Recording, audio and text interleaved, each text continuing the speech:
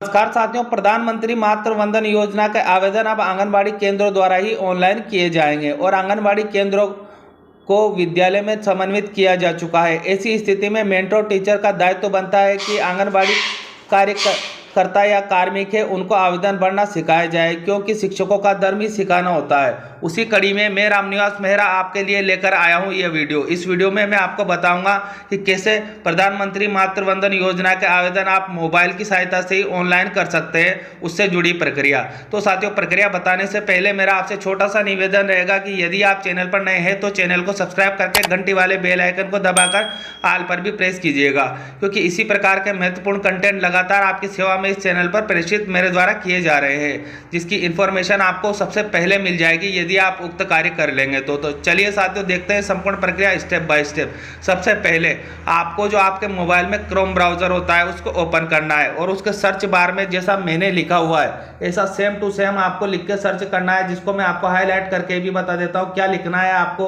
pmmvy.nic.in ये लिख के आपको सर्च कर लेना है। जैसे आप इसे सर्च करेंगे, करने के उपरांत जब आप यहाँ नीचे की ओर आएंगे तो आपको यहाँ पर पहली ही साइट मिल जाएगी प्रधानमंत्री मातृ वंदन योजना के नेम से। तो आपको इस पर क्लिक करना है। जैसे आप यहाँ पर क्लिक करेंगे इस तरह का पृष्ठ आपके सामने आएगा। आपको आना है थोड़ा यहाँ नीचे की ओर, जहाँ आपको एक लॉगिन का ऑप्शन दिखाई देगा, जिसको मैं आपको हाईलाइट करके बता रहा हूँ। यहाँ आपको एक लॉगिन का ऑप्शन मिल जाएगा। इस लॉगिन वाले ऑप्शन पर अब आपको क्लिक कर लेना है। और साथियों, आपको ध्यान रखना है कि यदि आप मोबाइल पर वर्क कर रहे हैं तो जो ये 3 डॉट आपको यहाँ दिखाई दे रहे हैं इन पर आपको क्लिक कर लेना है। जैसे आप यहाँ पर क्लिक करेंगे आपके सामने अन्य ऑप्शन खुलकर आ जाएंगे। यहाँ आपको एक ऑप्शन मिलेगा डेस्कटॉप साइट का। तो डेस्कटॉप साइट का जो ऑप्शन आपको यहाँ मिल रहा है साथियों, जिसको मैं लगातार आपको हाईलाइट करके बता रहा हूँ आपको समझाने के लिए, इसके सम्मुख आपको एक चेकबॉक्स मिलेगा। उस चेकबॉक्स पर आपको क्लिक कर लेना है। जैसे आप इस पर क्लिक करेंगे आपका जो मोबाइल है वो डेस्कटॉप की तरह कार्य करने लगेगा। अब आपको आ जाना है यहाँ नीचे की ओर। यहाँ आपको 2 ऑप्शन मिलेंगे, pmmvy और सिटीजन लॉगिन नेम से। तो आपको जो पहले नंबर का जो ऑप्शन है इसी पर क्लिक कर लेना है। pmmvy नेम का जो ऑप्शन मिल रहा है इसी पर क्लिक रखना है। और उसके बाद यहाँ आना है आपको नीचे की ओर, जहाँ आपको ईमेल आईडी एंटर करने के लिए कहा जा रहा है। परंतु साथियों, आपको यहाँ ईमेल आईडी एंटर नहीं करनी है। जो भी हमारे आंगनबाड़ी कार्यकर्ता है उनको उनके विभाग द्वारा एक आईडी प्रोवाइड करवाई गई है, उस आईडी को आपको यहाँ पर एंटर करना है। और पासवर्ड भी साथियों उनके विभाग द्वारा उनको पासवर्ड प्रोवाइड करवाए गए हैं, वही पासवर्ड आपको यहाँ एंटर कर लेने हैं। फिर आपको यहाँ मिलेगा ये कैप्चा कैलकुलेशन, इसको सेम टू सेम यहाँ पर एंटर कर लेना है। और यदि इस कैप्चा कैलकुलेशन को आपको समझ में आने में दिक्कत हो रही है तो इसके सम्मुख आपको यहाँ जो ये तीर के निशान, एरो के निशान दिए हुए इन पर क्लिक करना है। जैसे आप इन पर क्लिक करेंगे ये चेंज हो जाएगा और आपको समझने लायक हो जाएगा। उक्त इन्फॉर्मेशन प्रोवाइड करवाने के बाद आपको यहाँ नीचे की ओर लॉगिन का ऑप्शन मिलेगा, तो आप इस लॉगिन पर क्लिक कर लीजिएगा। जैसे ही आप लॉगिन होंगे इस तरह की इन्फॉर्मेशन आपके सामने अब यहाँ शो होगी। तो आपको यहाँ पर जो 3 डार्क लाइन दिखाई देगी, जिसको मैं एरो के थ्रू बता रहा हूँ, इन लाइन पर क्लिक करना है। जैसे आप यहाँ क्लिक करेंगे आपके सामने अन्य ऑप्शन यहाँ खुलकर आ जाएंगे। अब एक ऑप्शन आपको यहाँ अवेलेबल करवाया हुआ है प्रधानमंत्री जो योजना है उसमें आवेदन करने के लिए डेटा एंट्री नेम से। तो आपको इस पर क्लिक करना है। जैसे आप यहाँ पर क्लिक करेंगे आपके सामने अन्य ऑप्शन यहाँ खुलकर आ जाएंगे। तो आपको यहाँ जो पहले नंबर का ऑप्शन मिल रहा है बेनिफिशियरी रजिस्ट्रेशन नेम से, तो इस पर क्लिक कर लेना है। जैसे आप इस पर क्लिक करेंगे इस तरह की इन्फॉर्मेशन आपके सामने खुलकर आएगी। इस फॉर्म को आपको फिल करना है। अब साथियों, हो सकता है कि हमारे आंगनबाड़ी कार्यकर्ता जो उनको इंग्लिश में रीड करने में इनको दिक्कत हो और समझ में आने में दिक्कत हो, तो यहाँ पर आपको ये 3 डॉट दिखाई देंगे। इन 3 डॉट पर आपको क्लिक करना है। जैसे आप यहाँ क्लिक करेंगे आपके सामने यहाँ अन्य ऑप्शन आएंगे। यहाँ एक ऑप्शन आपको अवेलेबल है ट्रांसलेट नेम से, तो आपको इस पर क्लिक करना है। जैसे आप इस पर क्लिक करेंगे ऑटोमेटिकली जो आपका पेज है वो हिंदी में ट्रांसलेट हो जाएगा और आप यहाँ हिंदी में सूचनाएं भी फिल कर सकते हैं। और यदि आपको इंग्लिश में कार्य करने में कोई दिक्कत का सामना ना करना पड़े तो उसके लिए भी फिर आपको यहाँ पर जो ये 3 डॉट दिए हुए हैं इन पर क्लिक करना है। और जैसे फिर यहाँ क्लिक करेंगे आपके सामने फिर से वही ऑप्शन आएंगे। यहाँ फिर से आपको ट्रांसलेट का ऑप्शन मिलेगा। इस ट्रांसलेट पर आप क्लिक करेंगे तो ये जो पेज है ऑटोमेटिकली अंग्रेजी में ट्रांसलेट हो जाएगा। तो इस तरह साथियों आपको जो भाषा की प्रॉब्लम है वो तो यहाँ से आपकी सोल्व हो जाती है। अब हम बात करते हैं प्रत्येक बिंदु पर क्या क्या बिंदु पर आपको क्या कार्य करना है। तो जो आपको यहाँ पहला बिंदु मिलेगा, इस पर आपसे जानकारी चाहिए जाएगी, क्या लाभार्थी केंद्र सरकार, राज्य सरकार का कर्मचारी है या PSU है।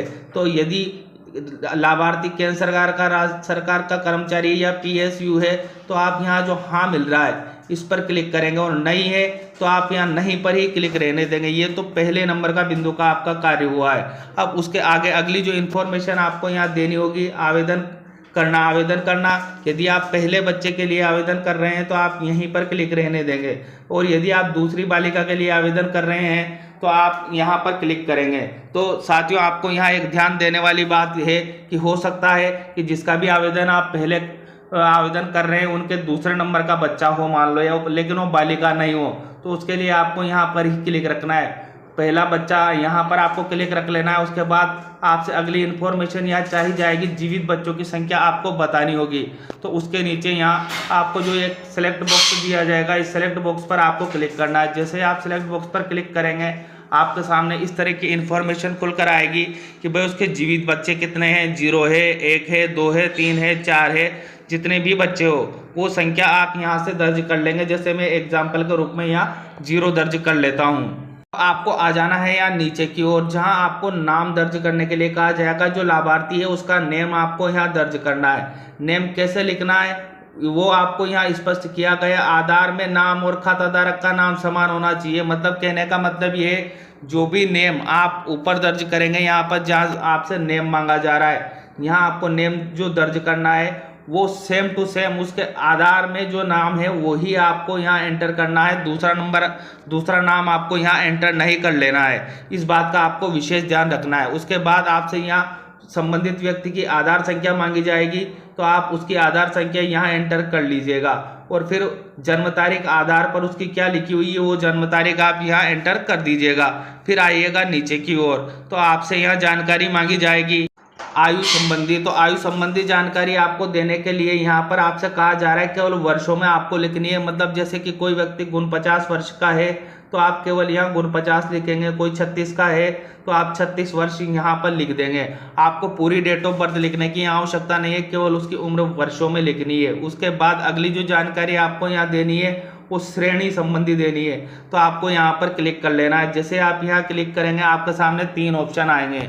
तो यहाँ पर साथियों आपको ध्यान रखना है, यदि संबंधित व्यक्ति अनुसूचित जाति का है तो आप जो ये सर्कल बॉक्स दिया हुआ है इस पर क्लिक करेंगे, और यदि व्यक्ति अनुसूचित जनजाति का है तो उसके लिए आप ये सर्कल बॉक्स दिया हुआ है इस पर क्लिक करेंगे। इन दोनों के अलावा व्यक्ति किसी तीसरी चीज़ से बिलोंग करता है, जैसे OBC का है या जनरल का है, तो आपको यहाँ ऑप्शन मिलेगा अन्य नेम से। तो जो अन्य नेम के सम्मुख यहाँ ऑप्शन मिल रहा है सर्कल, इस पर आपको क्लिक कर लेना है। जैसे आप यहाँ क्लिक करेंगे अन्य यहाँ सेलेक्ट होकर आ जाएगा। अब अगली जो इन्फॉर्मेशन आपको यहाँ प्रोवाइड करवानी होगी वो मोबाइल नंबर। जिस भी व्यक्ति का आप आवेदन कर रहे हैं उसके आप मोबाइल नंबर यहाँ एंटर कर लीजिएगा। उसके उपरांत आपसे यहाँ पात्रता प्रमाण पत्र की आवश्यकता आपको होने वाली है। तो यहाँ लिखा मिलेगा आपको पात्रता प्रमाण। तो इसके लिए आपको दस्तावेज का प्रकार चुनने के लिए यहाँ कहा जाएगा। तो यहाँ दस्तावेज जो भी आप लगाना चाहेंगे उसे यहाँ से चुनेंगे। उसके लिए सेलेक्ट बॉक्स से आप यहाँ पर क्लिक कीजिएगा। आप कौन कौन से दस्तावेज आप लगा सकते हैं उसकी इन्फॉर्मेशन आपको यहाँ मिलेगी। Women whose net family income is less than 8 lakh per annum. यदि किसी वुमेन की जो 8 लाख से कम पर साल की जो इनकम है तो आपको ये ऑप्शन यहाँ से चुनना है, और उसका इनकम सर्टिफिकेट भी आपको लगाना होगा। उसके बाद दूसरा नंबर का जो यहाँ ऑप्शन है woman holding MNREGA job card. यदि वुमेन के पास मनरेगा का या जॉब कार्ड है तो उसको आप यहाँ लगा सकते हैं, और उसका फ़ोटो भी आपको साथियों अपलोड करना होगा। तो इस बात को आपको ध्यान रखना है कि जो भी आप डॉक्यूमेंट यहाँ से सेलेक्ट करेंगे उसका फ़ोटो आपको अपलोड करना होगा। उसके बाद तीसरा नंबर का जो यहाँ ऑप्शन आपको मिलेगा woman farmers who are beneficiaries under Kisan Samman निधि से यदि कोई महिला लाभान्वित है तो ये ऑप्शन आप यहाँ चुन सकते हैं, परंतु इसके लिए भी आपको डॉक्यूमेंट लगाना होगा। उसके बाद अगला जो ऑप्शन आपको यहाँ बताया हुआ है वुमेन होल्डिंग ई श्रमिक कार्ड। यदि वुमेन के पास ई श्रमिक कार्ड है तो आप यहाँ क्लिक करके ये सेलेक्ट कर लीजिए, और उसका ई श्रमिक कार्ड की आप जो फोटोकॉपी है वो यहाँ अपलोड कर दीजिएगा। उसके बाद अगला डॉक्यूमेंट जो आप यहाँ लगा सकते हैं वो आपको यहाँ जानकारी दी जा रही है, वुमेन बेनिफिशियरी अंडर प्रधानमंत्री जन आरोग्य योजना अंडर आयुष्मान भारत। यदि जो वुमेन है उसका प्रधानमंत्री जन आरोग्य योजना का उनके पास कार्ड है, आयुष्मान कार्ड भारत जो है, तो उसको भी आप यहाँ सेलेक्ट करके लगा सकते हैं फोटोकॉपी के रूप में। उसके बाद अगली जो इन्फॉर्मेशन आप यहाँ, यदि ये भी उनके पास अवेलेबल नहीं है तो अगला जो है वो क्या लगा सकते हैं आप, woman holder BPL ration card. यदि वुमेन के पास बीपीएल राशन कार्ड है तो आप यहाँ चेकबॉक्स पर टिक कर लीजिएगा और उसके बाद फोटो अपलोड कर दीजिएगा। अगला जो डॉक्यूमेंट यहाँ है, मैं प्रत्येक डॉक्यूमेंट की जानकारी साथियों आपको यहाँ देने वाला हूँ। वुमेन हु आर पार्शली 40% और फुली डिसेबल दिव्यांगजन। यदि वुमेन के पास 40% का दिव्यांगजन का प्रमाण पत्र है तो वो भी आप यहाँ पर अपलोड कर सकते हैं। उसके बाद सबसे अंत में जो ऑप्शन आपको यहाँ मिलेगा, प्रेग्नेंट एंड लैक्टिंग AWHS आशा, तो अगर ऐसा है तो आप ये ऑप्शन चुनेंगे। तो मेरा आपसे निवेदन रहेगा कि यदि आप जो भी ऑप्शन यहाँ से चुनना चाहिए वो डिपेंड आपके ऊपर करता है, परंतु जो मैं आपको बताऊंगा कि कौन सा आपके लिए सबसे बेस्ट डॉक्यूमेंट रहेगा, तो जॉब कार्ड लगभग सभी वुमेन के पास है, तो आप ये वाला ऑप्शन यहाँ से सेलेक्ट कर लीजिएगा। जैसे आप ये ऑप्शन सेलेक्ट करेंगे उसके बाद आपको इसकी जो पहचान संख्या है वो यहाँ दर्ज करनी होगी। तो पहचान संख्या आप जॉब कार्ड की यहाँ दर्ज कर दीजिएगा। उसके बाद आपको करना क्या है, उस जॉब कार्ड का फोटो खींच लेना है और आपकी गैलरी में डाल लेना है। यहाँ पर आपको ऑप्शन मिलेगा चूज फाइल का, तो आपको यहाँ पर क्लिक करना है। जैसे आप यहाँ क्लिक करेंगे ऑटोमेटिकली आपका मोबाइल आपको फाइल फोल्डर में ले जाएगा और जहाँ भी आपने वो फोटो खींच कर रखा हुआ है उस फोटो को आप यहाँ से अपलोड कर दीजिएगा। जैसे आप अपलोड करेंगे फोटो का नेम आपको जो यहाँ नो फाइल चूजन है यहाँ पर दिखाई देगा और फोटो यहाँ आपको अपलोड हो जाएगा और यहाँ दिखाई देने लगेगा। अब आगे जो हम बात करते हैं, यहाँ एमपीसी कार्ड का विवरण आपको यहाँ देना होगा। तो सबसे पहले एमपीसी कार्ड क्या होता है साथियों वो मैं आपको बता देता हूँ कि एमपीसी कार्ड किस तरह का रहने वाला है। तो साथियों एमसीपी जो कार्ड है वो इस तरह का रहेगा, mother and child protection card जो बनता है या हमारे यहाँ जो ममता कार्ड बनता है उसी से संबंधित ये कार्ड है। तो इस कार्ड के आईडी नंबर और अन्य जानकारी वहाँ चाहिए जाएगी। तो आपके पास ये कार्ड जब आप आवेदन करेंगे तो ये कार्ड आपके पास होना अनिवार्य है, अन्यथा आप आवेदन नहीं कर पाएंगे, क्योंकि आप वहाँ जो कार्ड की जो है संख्या आपको वहाँ दर्ज करना अनिवार्य है। तो आप इस कार्ड को देख लीजिए, ये कार्ड आप जिस भी व्यक्ति का आवेदन कर रहे हैं उसका कार्ड ये आपको मंगवाना पड़ेगा और आपके पास रखना पड़ेगा, उसी के बाद आप आवेदन कर पाएंगे। तो उसके लिए आपसे यहाँ जानकारी चाहिए जाएगी MCTS RCH तो आईडी, तो जो भी आपके इस कार्ड पर आईडी है वो आईडी आप यहाँ पर एंटर कर लेंगे। उसके बाद MCP कार्ड पंजीयन की तिथि आपको कार्ड पर मिल जाएगी, तो वो आप यहाँ दर्ज करेंगे। जैसे आप यहाँ क्लिक करेंगे ऑटोमेटिकली आपके सामने कैलेंडर बॉक्स ओपन होकर आ जाएगा। तो उस कैलेंडर बॉक्स में से आपको केवल सबसे पहले वर्ष सेलेक्ट करना है, फिर माह सेलेक्ट करना है, फिर तिथि सेलेक्ट कर लेनी है। तो ऑटोमेटिकली आपकी डेट जो है वो यहाँ आ जाएगी और जो डेट रहेगी किस फॉर्मेट में रहेगी, DD मतलब सबसे पहले दिन आएंगे, फिर मंथ आएंगे, फिर ईयर आएंगे। आपको ध्यान रखना है कि इस डेट को आपको कैसे चुनना है, इसके लिए ये प्रोसेस आपको अपनानी है। उसके बाद जो अगली जानकारी आपको यहाँ देनी है, अंतिम महामारी की दिनांक आपको देनी है, तो वो भी वही आपको डे मंथ और वाई की इंफॉर्मेशन में देनी है। तो मैं आपको सजेस्ट करूंगा कि जैसे आप यहाँ क्लिक करें आपके सामने जो कैलेंडर बॉक्स आएगा उस कैलेंडर बॉक्स में से आपको तिथि चुन लेनी है। सबसे पहले आप वर्ष चुनिए, फिर माह चुनिए, फिर तिथि चुनिए, तो ऑटोमेटिकली आपकी जो डेट है यहाँ सेलेक्ट हो जाएगी। वैसे कोई विशेष समस्या यहाँ आने वाली आपको नहीं है। उसके बाद अगली जो जानकारी आपको यहाँ देनी है, प्रसव पूर्व जांच की जो तारीख यदि आपके पास है, और आपको साथ ही यहाँ जहाँ जहाँ भी एक बात का ध्यान रखना है कि जहाँ जहाँ भी स्टार लगा हुआ है वो मैंडेटरी है। इन सूचनाओं को फिल करना, तो आपको सभी सूचनाएं फिल करनी होगी। यहाँ भी आपको स्टार मिलेगा, ये सूचना आपको यहाँ फिल कर लेनी है। अब आगे जो यहाँ पर आपको दिया हुआ है क्या बच्चा पैदा हुआ है, तो उसके लिए ऑलरेडी आपको यहाँ नहीं का जो ऑप्शन मिल रहा है उसके सम्मुख एक डार्क बिंदु मिलेगा, तो आपको यहाँ डार्क पर ही क्लिक रखना है। फिलहाल अभी हाँ का ऑप्शन आपके लिए यहाँ एक्टिव नहीं किया गया है। यदि बच्चा पैदा हुआ होगा तो हाँ का ऑप्शन भी आपके लिए एक्टिव कर दिया जाएगा। अगर बच्चा पैदा हुआ है तो आप हाँ पर क्लिक करेंगे। जैसे यहाँ पर क्लिक करेंगे बच्चे की जन्म की वार्षिक तिथि के लिए ये बॉक्स एक्टिव हो जाएगा। यहाँ जो है वो बच्चे की डेट ऑफ बर्थ आपको एंटर कर लेनी है। उसके बाद आपको आना है यहाँ नीचे की ओर, जहां आपको क्षेत्र को चुनाव करने के लिए कहा जाएगा। तो व्यक्ति यदि ग्रामीण से बिलोंग करता है तो ये आप चेक बॉक्स ग्रामीण पर ही रखेंगे, और व्यक्ति यदि शहर से बिलोंग करता है तो आप चेक बॉक्स को शहर पर क्लिक कर लेंगे। ये बहुत छोटा सा कार्य, ये कार्य आपको यहाँ करना है। उसके बाद आपसे यहाँ पता चाहा जाएगा और ये मैंडेटरी है, इनके ऊपर स्टार है। तो आप व्यक्ति का जो भी एड्रेस है यहाँ पूरा एड्रेस फिल कर दीजिएगा। उसके बाद नीचे जो है राजस्थान, ऑटोमेटिकली यहाँ आपको सेलेक्ट दिखाई देगा कि आप राजस्थान के। उसके बाद जिला आपको यहाँ ऑटोमेटिकली सिलेक्ट देगा। इनमें आपको चेंजेस नहीं करना है। जिस भी ब्लॉक से आप बिलोंग करते हैं वो ब्लॉक आपको यहाँ पर सेलेक्ट दिखाई देगा।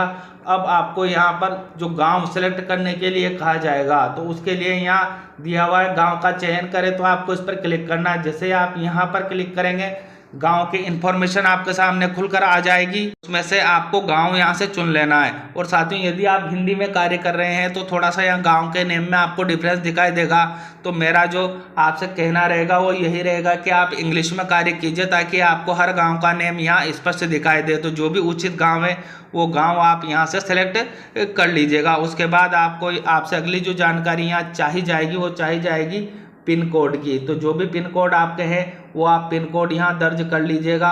सौंपा गया फील्ड कार्यकर्ता जो आंगनबाड़ी कार्यकर्ता है उनकी आईडी आपको यहाँ पर डिस्प्ले होगी। तो इस आईडी के थ्रू जो ये फॉर्म है आगे जाने वाला है, तो ये जानकारी आपको यहाँ पर मिलेगी। इन सभी जानकारियों को फिल करने के बाद जो एक पीपीटी आई थी उससे भी मैं आपसे परिचय करवा देता हूँ साथियों। अब यहाँ आपसे बैंक संबंधी कोई डिटेल जो भी आवेदन कर रहा है उसकी नहीं मांगी जा रही है, लेकिन जो पीपीटी आई थी उसमें जो बैंक संबंधी डिटेल का जो कॉलम था उससे भी मैं आपको परिचित करवा देता हूं और बताऊंगा सॉल्यूशन कि अब आपको क्या करना है। यहाँ नहीं मांगी जा रही है तो सबसे पहले हम उसे देख लेते हैं। ये रही साथियों वो पीपीटी जो जारी की गई थी। इसमें जो स्पष्ट बताया गया था कि यहाँ तो हमने पिन कोड एंटर कर लिया, हमारे पास फॉर्म इतना ही खुल रहा है, परंतु जो पीपीटी हमें कह रही है उसके अनुसार यहाँ पर आपको बैंक सेलेक्ट करने के लिए कहा जाएगा। यदि जो आवेदन करता है उसका बैंक में अकाउंट है तो आप यहाँ बैंक पर सिलेक्ट कर लेंगे, और यदि पोस्ट ऑफिस में है तो आप यहाँ पोस्ट ऑफिस सेलेक्ट करेंगे। और उसके बाद सबसे पहले आपसे जो बैंक के आईएफएससी कोड पूछे जाएंगे, तो आप उनसे संबंधित जो आवेदन करता है उनसे आप बैंक की पासबुक ले लीजिएगा। उनमें आईएफएससी कोड होते हैं, वो आईएफएससी कोड आपको यहाँ दर्ज करने। उसके बाद आपको यहाँ ब्रांच का नेम दर्ज करने के लिए कहा जाएगा, तो आप ब्रांच का नेम यहाँ दर्ज कर लीजिएगा। उसके बाद बैंक कौन सी है, भाई एसबीआई ये सेंट्रल बैंक है, बैंक का नेम आपको यहाँ लिखना है। और उसके बाद अकाउंट नंबर आपको यहाँ एंटर कर देने हैं। ऐसा पीपीटी में बताया गया है, पर हम वास्तविक फॉर्म जो खोल रहे हैं उसमें ये चीज़ नहीं आ रही है फिलहाल। हो सकता है कि कुछ समय बाद अपडेट हो जाए और ये चीज़ भी आपको वहाँ शो होने लगे, तो आपको घबराने की आवश्यकता नहीं है। इस तरह जो मैंने बताया वो चीज़ आपको यहाँ एंटर कर लेनी है। फिर आना है आपको सबसे नीचे की ओर, जहां आपको ऑप्शन मिलेगा जमा करेगा। तो साथियों आपको सबसे पहले फॉर्म को एक बार और अच्छे से चेक कर लेना है कि कहीं आपने गलती से गलत आवेदन तो नहीं कर दिया है। जब आप श्योर हो जाए कि जो भी जानकारी आपने फिल की है वो सही है, तो आपको यहाँ ऑप्शन मिल जाएगा जमा करेगा। इस पर आपको क्लिक करना है। कुछ ही टाइम प्रोसेस होगी और आपको बताया जाएगा योर रजिस्ट्रेशन सक्सेसफुल का मैसेज आपको मिल जाएगा और आपका फॉर्म सबमिट हो जाएगा। तो इस तरह साथियों बड़ी छोटी सी प्रोसेस है प्रधानमंत्री मातृ वंदन योजना में आवेदन करने की। तो मैं अपने जो शिक्षक साथी हैं उनसे आवेदन करूंगा कि जो भी आंगनबाड़ी कार्यकर्ता है जिनको आप ये फॉर्म फिल करना नहीं आता है, एक बार प्लीज़ उनकी हेल्प आप कर दीजिएगा। इसलिए मैं अपने चैनल पर इस वीडियो को लेकर आया हूँ कि एक बार आप उनकी हेल्प कर दीजिएगा और उनको सिखा दीजिएगा, क्योंकि हमारा दायित्व है कि हम छोटे बच्चों को भी सिखाते हैं, बड़े व्यक्ति को भी सिखाते हैं। तो हो सकता है वीडियो आपके लिए उपयोगी नहीं है, लेकिन उन आशा कार्यकर्ताओं के लिए उपयोगी है जो आंगनबाड़ी में कार्य करती है, और हमें मेंटोर टीचर भी नियुक्त किया गया है। तो आप प्लीज़, मेरा आपसे निवेदन रहेगा कि आप ये प्रक्रिया देख के एक बार उनको सिखा दीजिएगा ताकि उनका कार्य आसान हो जाए। मिलते हैं साथियों इसी तरह के अहम अपडेट के साथ, तब तक के लिए जय हिंद जय भारत।